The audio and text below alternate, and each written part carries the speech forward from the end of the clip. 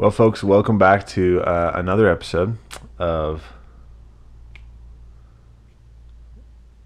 How Did That Song Happen?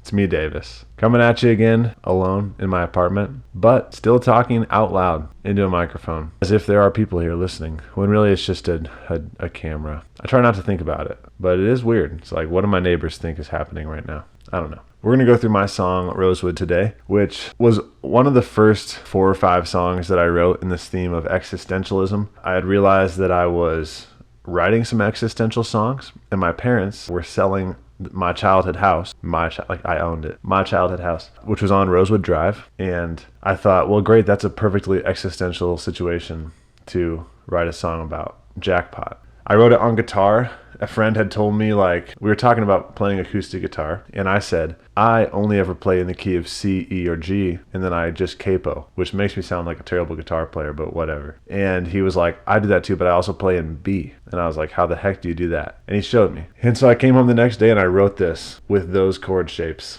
Thanks, Kyle. And I realized this is a pretty sad song, so I just tried to double down into the sadness of the lyrics. So that's how I wrote it. This was the 5th song out of 5 that I recorded for this Songs from Davis EP. The other 4 songs were all done entirely, and this one had not been started yet. I don't know why I did that. Probably because I don't know what I'm doing. Oh, one last thing before we dive into the Logic session. I brought this camera because one unique thing about Rosewood is that the album art is actually the first album art that is a picture that I took, which feels kind of wild. I wasn't setting out to take a picture for Rosewood. I just got this film camera for myself for my birthday, because you can do that when you're an adult, and was just taking a picture around the apartment, just out there in the kitchen, and I thought, that's a sweet picture. And honestly, it's kind of weird. By the time Rosewood comes out, I will have moved out of this apartment. I didn't think about that. That's kind of ironic, considering the song is about my parents moving out of their house. Well, let's get to it. Rosewood. So I gotta put the headphones on. I'll remember this one day. So here's the Logic session. I wanted it to be pretty stripped back, just acoustic and just vocals, which, as you can tell, it is not that. But started off, I had this guitar part. This was what I wrote the song to. Really simple. I recorded it just like I recorded Eason with SM7B lying on the bed. Here's how it sounds.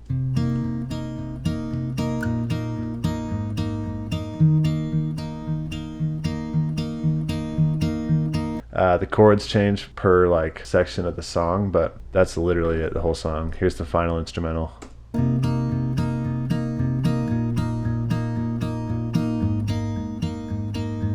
Literally the same thing. So I recorded that, and I thought that'll be great. It'll just be one guitar part, because virtually every one of my songs I layer in a second guitar part, and I love it. And I thought, it feels too easy. I need to give myself a challenge and just do one guitar part. But then I was like, well, maybe I should just try a second guitar part and see what happens. And so I did it. And of course, I kept it. So right on the first turnaround, after the first chorus, a second guitar part comes in. This one, instead of playing in the key of B with capo 4, it's like capo 7 or 8, playing in the key of G, I think. Remember, this is my mix, not the final mix, but here's how those two guitars sound together.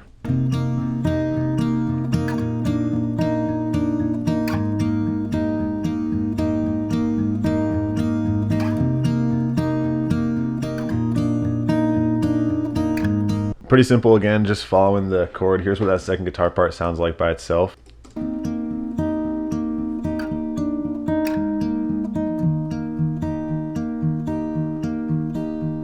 Very simple. The challenge when you do that is you got to line them up, and I'm not good at that. I rush, so it takes some intentionality and a lot of re-recording is what I've learned. So I recorded the guitar in the morning, and I was like, this is great. Now I'm gonna record the vocals, and in my mind, right, that'll be the whole song. So kind of like Eason, there's a lot of doubled vocals for this melody. In fact, most of the song is doubled. One thing that's very different about Eason is kind of the way I intended these doubles to work. So this song is pretty much all falsetto, except for the verse, which is terrifying. And kind of as a little bit of a safety net, I recorded a double that is super auto-tuned. I did this on my song Stillwater too, which is kind of a similar vibe, it does two things in my mind. One, it sounds cool. It sounds kind of like indie. I don't know, a little mysterious and ambient and weird, but also gives the double like really strong pitch. So then the melody can actually be a little off sometimes, but it sounds more artistic and intentional rather than just wrong. For better or worse, that is what I did. And I said like and love at the same time, which is fair. I like and I love this. So here's how that double sounds on the pre-chorus.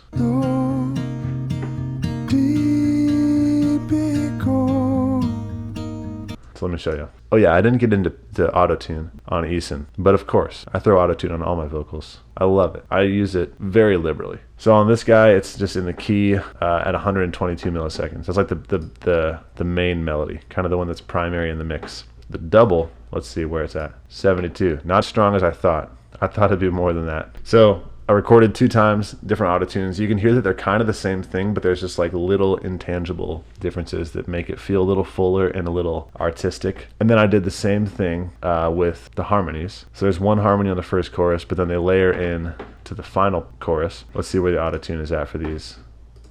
So the first harmony is kind of in between the doubles on the auto-tune. The third harmony, oh, it's even less than the melody double. I'm going to be honest, I thought this song was crazy auto-tuned. So now that I'm looking, I'm feeling pretty good about myself. Here's how the chorus sounds with all the harmonies. Pretty much just basic 3-part harmonies, and fills it out pretty well.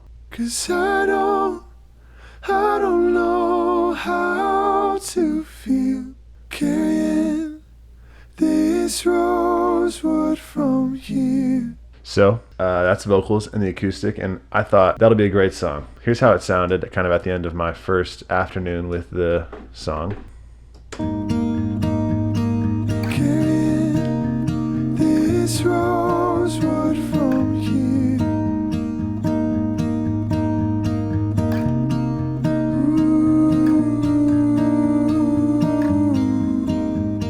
Ooh. I thought, great, a nice acoustic song. And I sent it to my co-producer named Patrick. Patrick is a guy that you'll get very familiar with if you watch these videos. He co-produced pretty much every song on this project. A lot of his stuff is literally the rest of this song. I sent it to him and I just said, hey man, I think I want this to be pretty stripped back and acoustic. I don't think it needs much more. Maybe just throw in a pad. And he sent me back a lot of the stuff that's on the song, plus like twice as many things, which we can get into some of those in the muted folder. But he filled it out in a way that didn't take away from like the intimateness, if only there was a word, intimacy. It didn't take away from kind of the frailty and the intimacy of the song, but it did fill out the mix and gave it a little more energy from start to finish than I had in my kind of acoustic arrangement. So everything else, with a few exceptions, is from Patrick. He even has some vocals in there. The first thing Patrick sent is a synth. I'm going to turn it up a bit so you can hear it, but it's pretty sweet.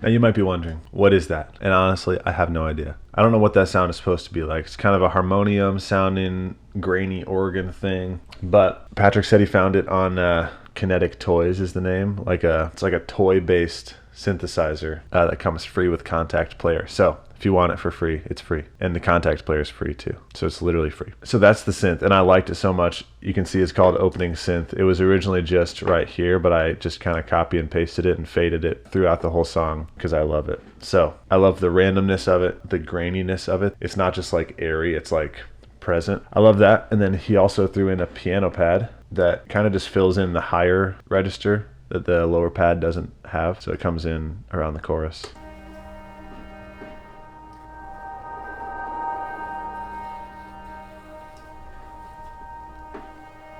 So together, those really fill out the pad for the whole song. Those are the pads. He also threw in this Warm Roads, which I don't know where he recorded this. Did he have a real Rhodes? Was it a software? That's a good question. You can tag him on Instagram and get the answers that you are wanting. Here's how it sounds. It's nice.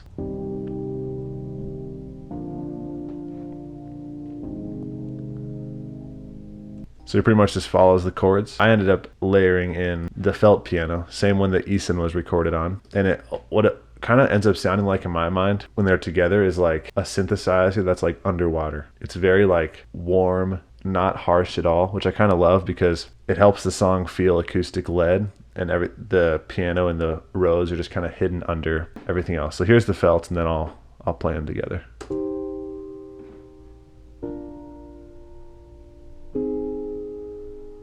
And here's them together.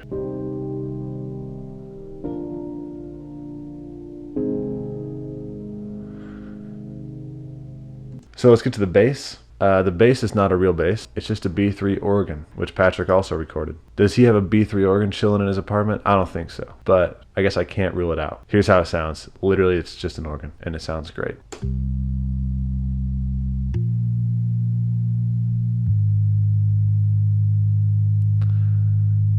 So that's it. I didn't think I needed to play more because that's what it sounds like. One thing that's really cool about the organ bass in my mind in the final mix that Chris did, when it's layered in with the acoustic, because the acoustic is plucking, it almost feels like that low bass is being plucked with the acoustic, but it still sounds like an organ, which obviously there's no way to pluck an organ as far as I know, and it's really cool. So next time you listen to it, turn up the bass, put in some headphones. It's sweet, but it's super subtle. I don't know if that was on purpose or if it's a happy accident, but Chris, well done, man. So that's the organ. The kick. So the kick in my mind is like the magnum opus of Patrick's additions to this song, because literally my mind was like, this is going to be a stripped back acoustic and vocal song. And who would have thought that a kick drum would work? I never would have, but it does, and Patrick thought of it. So you can probably hear it in the song, but I mean, here's how it sounds. Pretty much just a kick drum.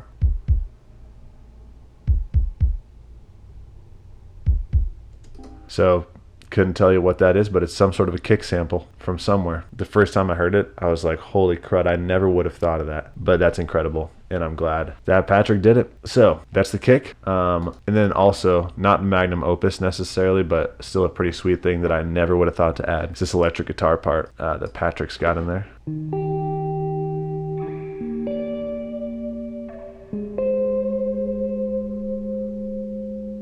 It's literally so great. Oh, wow.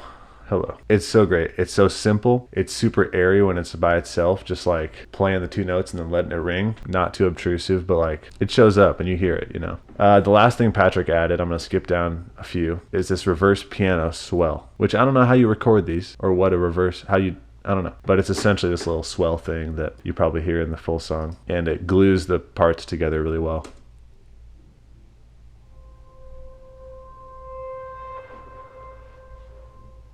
So I'll play it in context. You can kind of hear how it bridges together these moments when a lot of new instruments come in, and it kind of swells into it, gives you a little bit of a warning that it's happening, and it kind of meshes it all together. This rosewood from here.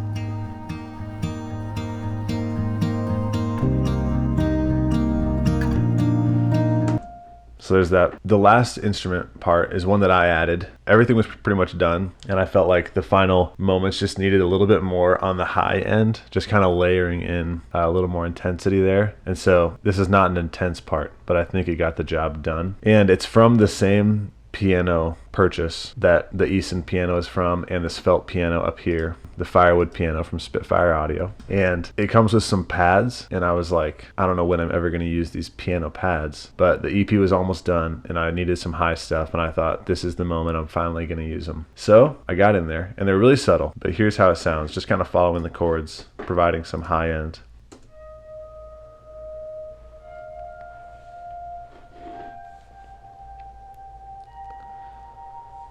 So kind of like the Firewood piano, there's some imperfections, like some mechanical noise in there. I think that's awesome. And then I kind of harmonized it later. I put a harmony layer later, which kind of in general is a helpful thing to do with a lot of recording. I mean, I kind of did it with the pianos, two different chord structures on two different instruments, kind of harmonizing together. The acoustics are for sure just harmonizing on the same chords, and that's exactly what these pads are doing.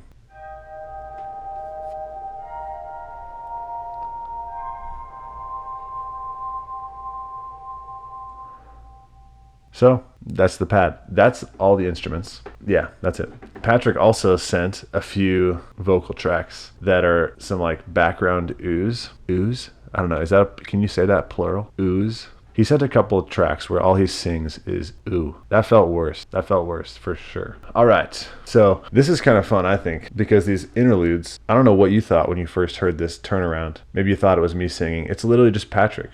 I'm curious maybe if any of you thought like this doesn't sound like Davis. Who is this? They're Patrick. He's singing.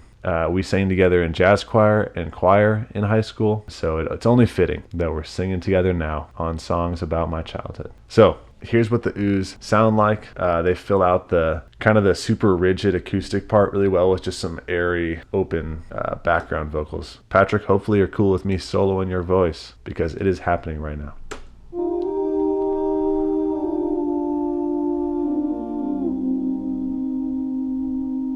There's a cool part on this next one. Right here.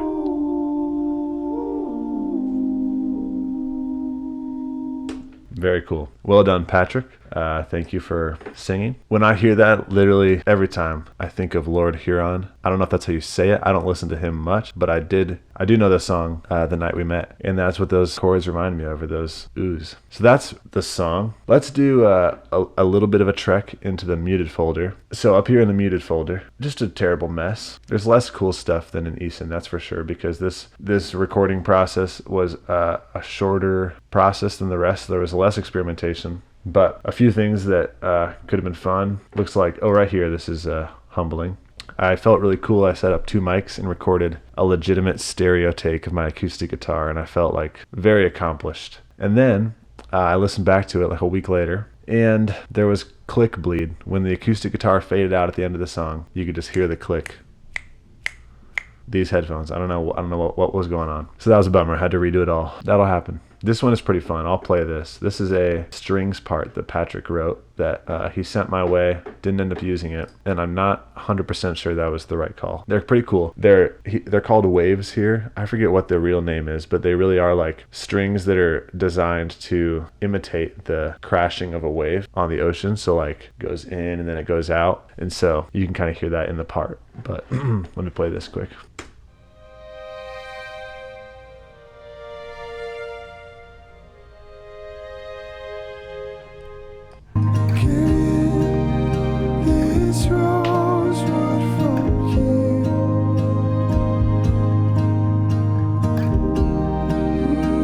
So like I said, I am not positive that was the right call. Those are kind of cool, but what's done is done. So there we go. So that is Rosewood. I hope you enjoy it. If you don't like sad songs, just give it time. There will be a time when you will want one, and I hope when that time comes, you listen to Rosewood and remember all these behind the scenes facts. Thanks for tuning in. We'll see you for the next song.